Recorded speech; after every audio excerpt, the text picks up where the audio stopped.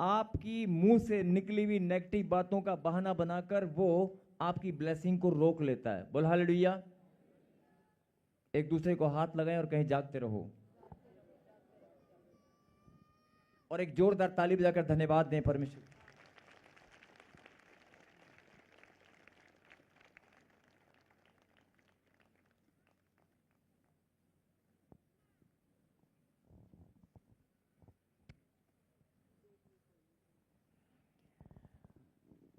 कहीं हालेलुया।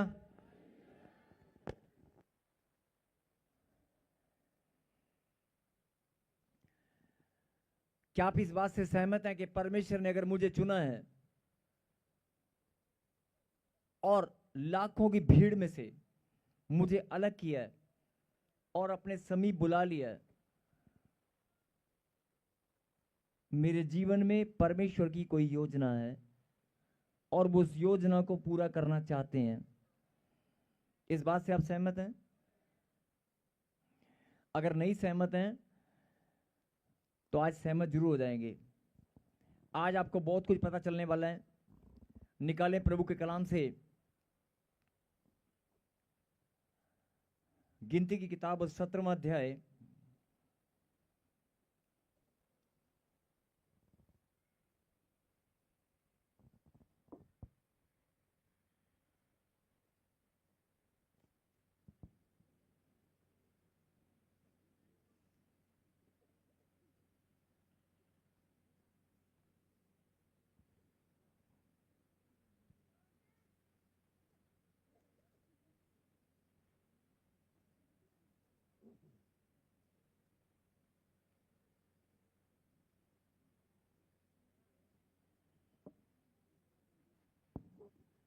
गिनती की किताब 17वां अध्याय पढ़ेंगे 1 से लेकर 3 तक। हारून की छड़ी में कलियां। तब यहोवा ने मूसा से कहा, इस्राएलियों से बातें करके उनके पूर्वजों के घरानों के अनुसार उनके सब प्रधानों के पास से एक एक छड़ी ले और उन 12 छड़ियों में से एक एक पर एक एक के मूल पुरुष का नाम लिख और लेवियों की छड़ी पर हारून का नाम लिख, क्योंकि इस्राएलियों के पूर्वजों के घरानों के एक एक मुख्य पुरुष की एक एक छड़ी होगी। कहीं हालेलुया। हालेलुया। बहुत सारे लोगों को समझ में आया होगा और हो सकता है कुछ को समझ में नहीं आया होगा। जरा ध्यान से सुने। जब इजरायली लोग मिस्र देश से निकलकर कनान देश की ओर जा रहे थे तो आपने देखा कि मूसा के द्वारा परमेश्वर ने मूसा को उनके ऊपर लीडर ठहराया और मूसा के द्वारा उनको बहुत सारे आश्चर्यक्रम दिखाए, लेकिन उनकी एक फितरत थी, वो कुड़कुड़ाते और बड़बड़ाते थे।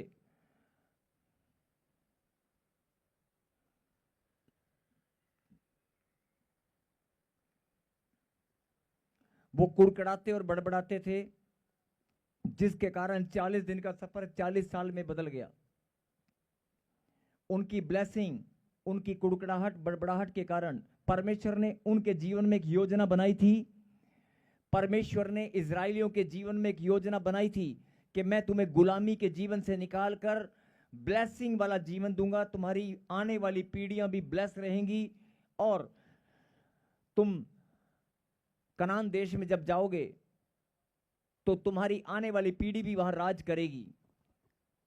गुलामी के जीवन से निकालकर मैं तुम्हें राजा का जीवन दूंगा। तुम्हारी संतान पीढ़ी दर पीढ़ी आशीषें तुम्हारे ऊपर बनी रहेंगी। बोलो आमीन। एक ऐसी योजना बनाई, लेकिन रास्ते में इजरायलियों ने उन योजना को बिगाड़ दिया। 40 दिन का सफर 40 साल में बदल गया। और यही आज के मनुष्य के साथ ऐसा ही होता है कि परमेश्वर जो योजना आपके जीवन में बनाते हैं, हम अपनी कुड़कुड़ाहट बड़बड़ाहट के कारण, अपनी नेगेटिव थॉट्स के कारण, अपने मुंह से गलत अंगीकार के कारण, अपने मुंह से गलत अंगीकार के कारण अपनी ही ब्लेसिंग को हम खो देते हैं या फिर अपनी ब्लेसिंग का समय बढ़ा देते हैं। बोल हालेलुया। और शैतान इस बात को अच्छे से जानता है और वो आपकी ब्लेसिंग को रोक लेता है। बोलो आमीन। जो समझने की बात है, यहां पर ऐसे ही इजरायली लोगों ने जब उनके ऊपर हारून को याजक ठहराया गया, जब इजरायली लोगों के ऊपर हारून को याजक ठहराया गया, जैसे बहुत सारे लोग अपने ऊपर बच्चे, अगर कोई टीचर होता है तो टीचर को एक्सेप्ट नहीं करते हैं, और अगर कोई क्लास में कोई टीचर कहीं छुट्टी पर चला जाए, कोई नया टीचर आए तो बच्चे उस नए टीचर को अच्छे से समझते नहीं हैं, उसको एक्सेप्ट नहीं करते हैं। ऐसे ही कलीसिया में भी कि हमारे पास्टर, हमारे प्रॉफिट तो कोई और हैं, ये तो थोड़े दिन का मेहमान है, ये तो आया और चला जाएगा, है ना, उसको भी एक्सेप्ट नहीं करते हैं और एक्सेप्ट नहीं करते हैं। और ऐसे ही हारून को जब याजक बनाया गया तो बहुत सारे लोगों ने उसको एक्सेप्ट नहीं किया और उसके खिलाफ कुड़कड़ाते और बड़बड़ाते थे और बोलते थे ये हमारे पर बेकार में लीडर ठहरा दिया गया है, क्या हारून ही हमारे लिए, जब देखो इसी का कहना मानना पड़ेगा, जब देखो इसी की आज्ञा में बना रहना पड़ेगा, इसके पूछे बिना हम कुछ काम नहीं कर सकते। मतलब हारून को जब उनके ऊपर याजक ठहराया गया तो बहुत सारे लोगों ने उनको अपनाया नहीं, या अपनाने के बाद दिल से नहीं अपनाया, या अपनी कुड़कड़ाहट बड़बड़ाहट में बने रहे, जिसके कारण परमेश्वर को उनके ऊपर क्रोध आया। और परमेश्वर ने मूसा से क्या कहा? तब यहोवा ने मूसा से कहा, इजराइलियों से बातें करके उनके पूर्वजों के घरानों के अनुसार उनके सब प्रधानों के पास से एक एक छड़ी ले और उन 12 छड़ियों में से एक के ऊपर मूल पुरुष का नाम लिख। कि जितने भी इजरायली लोग हैं, जैसे कुणबे होते हैं ना, कुणबे घराने, कुणबे परिवार, ऐसे इजरायलियों के जितने भी मेन जो घराने थे, जैसे दादा, उसका परदादा, उसके परदादा, उसके परदादा, जो घराना था कि इस परिवार के जो मेन जो इनके पूर्वजों के अनुसार अब जो इनके मूल पुरुष बचे हैं, इनके लीडर, उनमें से एक का नाम लिख। मेरी बात समझे? इजरायलियों में से उसने कहा कि जितने भी घराने हैं उन घरानों में से एक मूल पुरुष, उनके ऊपर लीडर जो है उनको ठहरा दे और उनके नाम की छड़ियां निकाल। लिखा अलग अलग प्रधानों के अलग अलग पूर्वजों के हिसाब से 12 घरानों में से छड़ियां ली गई और एक लेवी के घराने से भी ली गई। और परमेश्वर ने पहले से उसका नाम बता दिया कि लेवियों के घराने से जो तू लेकर आएगा छड़ी, उसके ऊपर क्या नाम होगा? हारून का नाम। लिखा और लेवियों की छड़ी पर हारून का नाम लिख, क्योंकि परमेश्वर ने पहले से बता दिया था। हाँ जी, समझ में आ रहा है? जिनको समझ में आ रहा है कहीं हालेलुया। परमेश्वर ने अलग अलग घरानों से एक छड़ी को मंगाया और उस छड़ी को मंगाकर मूसा को कहा कि लेवियों के घराने से जो छड़ी तू लेकर आएगा उसके ऊपर नाम लिखना हारून। क्यों? क्योंकि परमेश्वर ने हारून को पहले ही ठहरा दिया था। और उसके बाद क्या हुआ? 4 को पढ़ेंगे, 4 को। और उन छड़ियों को मिलाप वाले तंबू में साक्षी पत्र के आगे, जहां मैं तुम लोगों से मिला करता हूं, रख दे। बोल हालेलुया। हालेलुया। और उन सारी छड़ियों को मिलाप वाले तंबू में साक्षी पत्र के आगे, जहां मैं तुम लोगों से मिला करता हूं, रख दे। मिलाप वाला तंबू कहां पर है मालूम है? क्या लिखा? जहां पर मैं तुमसे मिला करता हूं। जरा ध्यान से सुनना। मिलाप वाला तंबू कलीसिया में, जब जैसे आप यहां पर बैठे हैं, मिलाप वाला तंबू कहां पर है? यस, यही मिलाप वाला तंबू है जहां पर परमेश्वर से आप मिलने आए हैं। हालेलुया। जहां परमेश्वर से आप मेल मिलाप करने आए हैं, ये परमेश्वर का मिलाप वाला तंबू है। बोलो आमीन। आमीन। और लिखा कलाम के अंदर, जहां मैं मेल मिलाप किया करता हूं, जहां मैं मेल मिलाप किया करता हूं।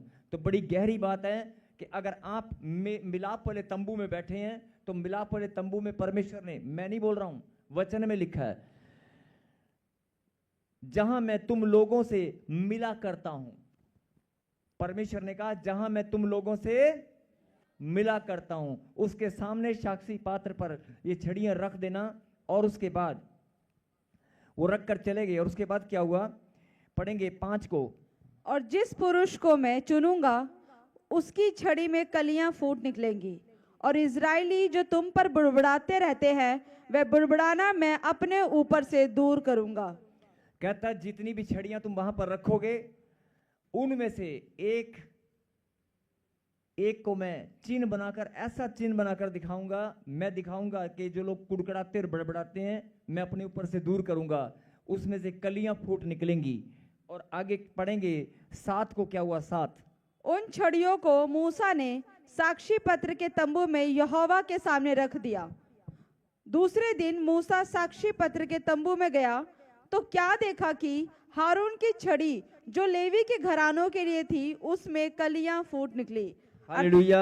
हालेलुया। मूसा ने वो छड़ियां रख दी, जैसे परमेश्वर ने कहा था वैसे रख दी। और उसके बाद जब अगले दिन देखा तो क्या हुआ, क्या हुआ,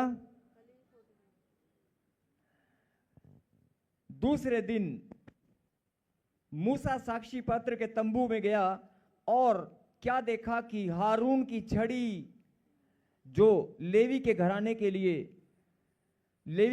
लिए थी उसमें कलियां फूट निकली। जो नाम परमेश्वर ने पहले से बताया था उसी के अंदर कलियां फूट निकली। और आगे पढ़ गुड़िया। अर्थात उसमें कलियां लगी और फूल भी फूले और पके बादाम भी लगे हैं। हालेलुया। हालेलुया। सूखी भी छड़ी पर फूल भी खिले,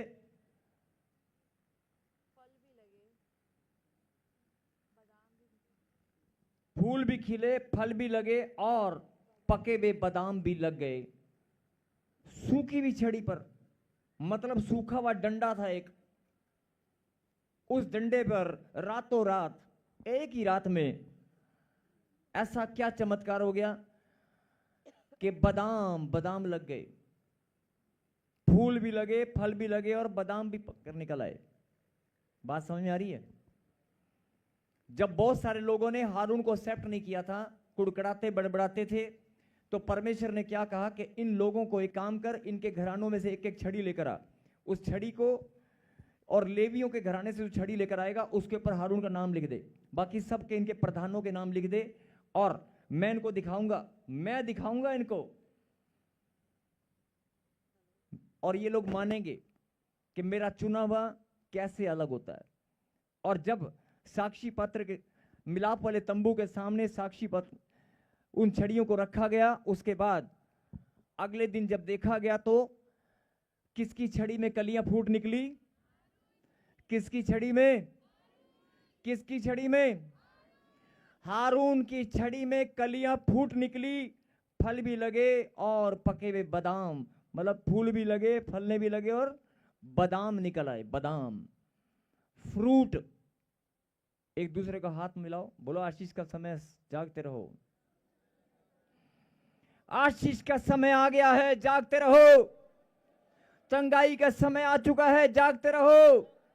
बढ़ोतरी का टाइम आ चुका है, जागते रहो। बोलो आमीन। लेवियों के घराने में परमेश्वर ने हारून को चुना और पहले ही नाम बता दिया था, और हारून की छड़ी के ऊपर ही फूल भी लगे, फल भी लगे और बादाम भी पके हुए लगने लगे।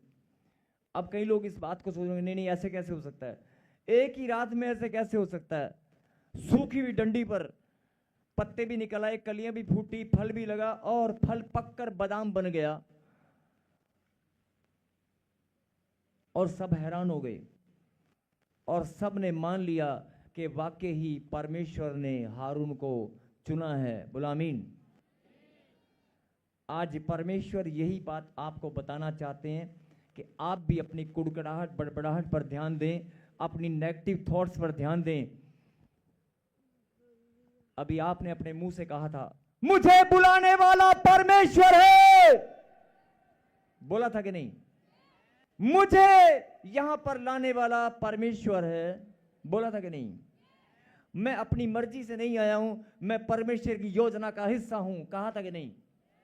अगर परमेश्वर ने चुना है, जैसे हारून को परमेश्वर ने चुना था, जैसे हारून को परमेश्वर ने चुना था, सूखी डंडी पर भी बादाम, पके हुए बादाम लगे कि नहीं लगे? अगर बांझपन का श्राप तेरा पीछा कर रहा है, अगर बेरोजगारी तेरे घर में घुस कर बैठी है, अगर कर्जे का श्राप पीढ़ी दर पीढ़ी तेरे घराने में है, तो मैं परमेश्वर यहोवा, मैं ही हूं जो तुझे आशीष दूंगा। मैंने ही तुझे योजना का हिस्सा बनाकर यहां बुलाया है। मैंने तुझे अपनी योजना का हिस्सा बुलाकर यहां बुलाया है। मैं अपनी महिमा तेरे जीवन से लेकर रहूंगा। अगर हारून की छड़ी, सूखी छड़ी में बादाम लग सकते हैं और सबके सामने मैंने दिखा दिया, उनको स्वीकार करना पड़ा कि ये परमेश्वर का चुना हुआ है, लोगों को भी स्वीकार करना पड़ेगा समाज के अंदर कि ये चुने हुए लोग हैं। परमेश्वर आपके मस्तक को ऊंचा करेगा। आज जो लोग, आपके परिवार के लोग आपका साथ नहीं देते, आपको ताने मारते हैं, जो लोग पड़ोसी, रिश्तेदार, आपके ही परिवार के लोग, आपके भाई बहन जो ताना मारते हैं, उनको परमेश्वर दिखाएगा ये मेरी योजना का हिस्सा है, इनको मैंने चुना है। भले ही 10 साल से सूखी डंडी हो, भले ही 4 साल से सूखी डंडी हो, 2 साल से सूखी डंडी हो, 15 साल से अगर सूखी डंडी बनकर भी आया है तो भी तुझ पर फल लगाकर दिखा दूंगा। हारून की छड़ी पर मैंने फल लगाकर दिखा दिया कि वो मेरा चुना हुआ है। पहले से नाम बता दिया था, हारून ये मेरा चुना हुआ है। और जो परमेश्वर जिसको चुन लेते हैं, जिसको चुन लेते हैं, उसे कोई गिरा नहीं सकता, उसे कोई हटा नहीं सकता। जो परमेश्वर का चुना हुआ है वो जहां खड़ा हो जाएगा, वहां आशीषों की लाइन लग जाएगी। आमीन। परमेश्वर के चुने हुए अलग होते हैं। मैं फिर बोल रहा हूं, लाखों की भीड़ में से तुझे चुना है। आपकी आत्मा अभी स्वीकार इस बात को करती है कि नहीं? आपके मुंह से आपने अंगीकार किया कि नहीं? अरे तुम परमेश्वर की योजना का हिस्सा हो कि नहीं? परमेश्वर ने तुम्हें चुना कि नहीं? अगर परमेश्वर ने चुना है तो बोलना बंद करो, मुझे आशीष कब मिलेगी, मेरा काम कब बनेगा, मेरा नंबर कब आएगा, बोलना बंद करो। बहुत बोल लिए, बहुत चिल्ला लिए, बहुत रो लिए। अगर आप परमेश्वर के द्वारा चुने गए हैं तो परमेश्वर ने तेरे जीवन में योजना को बनाकर रखा है। आमीन। अगर करना है तो प्रार्थना कर, अगर करना है तो प्रार्थना कर कि परमेश्वर मेरे जीवन में जो तेरी महान योजना है वो फलवंत होगी। उस योजना के अनुसार मेरे जीवन में फल लगेंगे। आमीन। उस योजना के अनुसार मेरे जीवन में फल लगेंगे। मैं भी पके बादाम की तरह फल मेरे जीवन में भी लगेंगे। आमीन। जो बांझपन का श्राप आपके अंदर घूम रहा है, जिसने आपके पेड़ को सुखा दिया है, जिसने शरीर को, आपके पेड़ को सुखा दिया है, अरे उस सूखे हुए पेड़ को अगर सूखी डंडी पर बादाम, सूखी छड़ी पर बादाम लग सकते हैं तो तेरे जीवन के पेड़ को भी परमेश्वर बांझपन के श्राप को हरियाली में बदल सकते हैं। सबको जय मसीह की। मैं जतिन बब्बर और आप देख रहे हैं मसीह परिवार चैनल। जैसे कि आप सब जानते हैं कि मैं इस चैनल पे प्रभु के अलग अलग दासों की वीडियोस डालता हूं, तो अगर आपको हमारा चैनल अच्छा लगता है तो आप इस चैनल को ज़्यादा से ज़्यादा सब्सक्राइब जरूर करें ताकि आप प्रभु के वचन को सुन सके। वीडियोस को ज़्यादा से ज़्यादा शेयर करें ताकि जिन लोगों तक वचन नहीं पहुंचा उन तक भी वचन पहुंच सके। सबको जय मसीह की। एक बार मैं आपसे दोबारा कहूँगा कि इस चैनल को सब्सक्राइब जरूर करें और वीडियोस को ज़्यादा से ज़्यादा शेयर करें। जय मसीह की।